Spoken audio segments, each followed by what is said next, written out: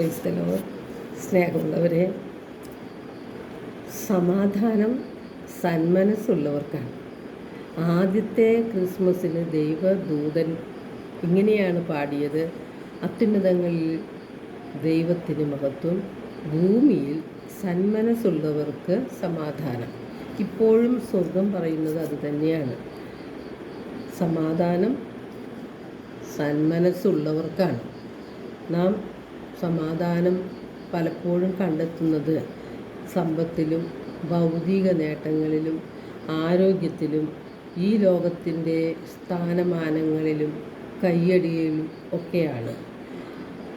ഈ ലോകം തരുന്ന സമാധാനം നശ്വരമാണ്.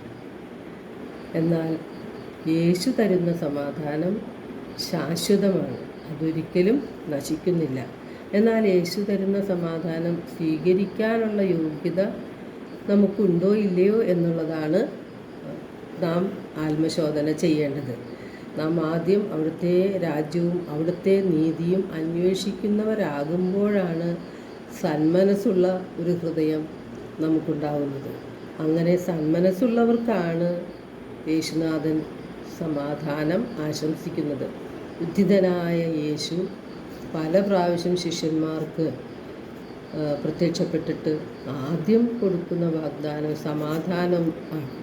അപ്പോൾ സമാധാനം ഈ ലോകത്തിൽ നഷ്ടപ്പെട്ടുകൊണ്ടിരിക്കുന്നു. ഇനിയും നഷ്ടപ്പെട്ടുകൊണ്ട് മുന്നോട്ട് പോകുന്ന അവസ്ഥ ഉണ്ടാകുമെന്ന് യേശുനാഥൻ കണ്ടതുകൊണ്ടാണ് എൻ്റെ സമാധാനം നിങ്ങൾക്ക് ഞാൻ തരുന്നു എന്ന് യേശു പറഞ്ഞത്. ലോകം തരുന്നത് പോലെയുള്ളൊരു സമാധാനമല്ല, നശിക്കാത്ത സന്തോഷത്തിൻ്റെ ഒരു സമാധാനമാണ് നമുക്ക് ലഭിക്കുന്നത്.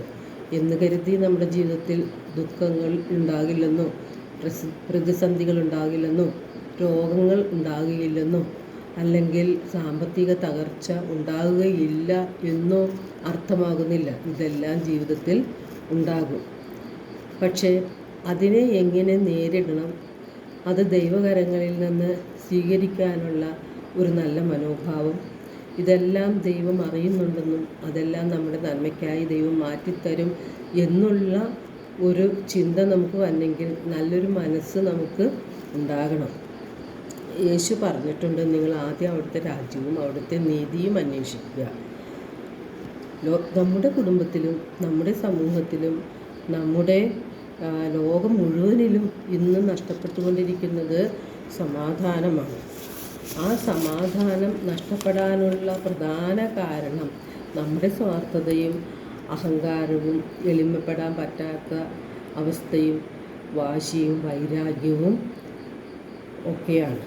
കർത്താവിൻ്റെ സ്നേഹം ഒരിക്കലും അസ്തമിക്കുന്നില്ല.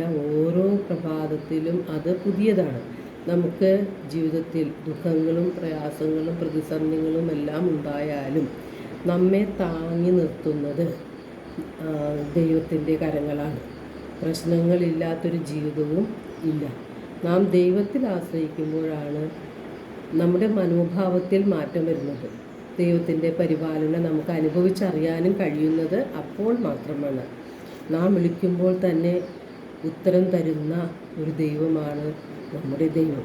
നിയമാവർത്തനം 4-ാം അധ്യായം 7 തിരുവചനം പറയുന്നുണ്ട്, നാം വിളിച്ചപേക്ഷിക്കുമ്പോഴൊക്കെ നമ്മുടെ ദൈവമായ കർത്താവ് നമുക്ക് സമീപസ്ഥനായിരിക്കുന്നത് പോലെ ദൈവം ഇത്ര അടുത്തുള്ള വേറെ ഏത് ശ്രേഷ്ഠ ജനതയാണുള്ളത് നമ്മോട് ചോദിക്കുകയാണ്.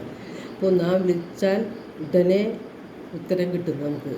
പക്ഷേ ആ വിളിക്കുന്നവരുടെ ഹൃദയം വിശുദ്ധിയിൽ അല്ലെങ്കിൽ നിഷ്കളങ്കമായിട്ട് അല്ലെങ്കിൽ ദൈവത്തെ അന്വേഷിക്കുന്നവരുടെ ഒരു മനോഭാവം നമുക്കുണ്ടെങ്കിലാണ് നാം വിളിക്കുമ്പോൾ ദൈവം ഉത്തരം നമുക്ക് തരികയുള്ളൂ.